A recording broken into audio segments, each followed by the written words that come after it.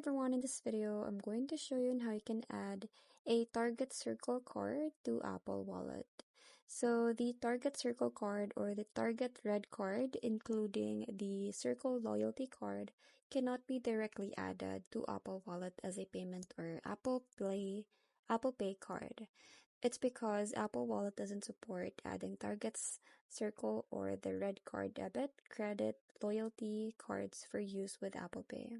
That's because Target hasn't enabled this kind of digital wallet support for those cards.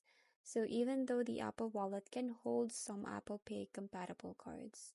So there are actually some ways. So if you have received a Target digital card or an e-gift that includes the Add to Apple Wallet button in the email or application, then you can definitely tap on that to save it into Wallet.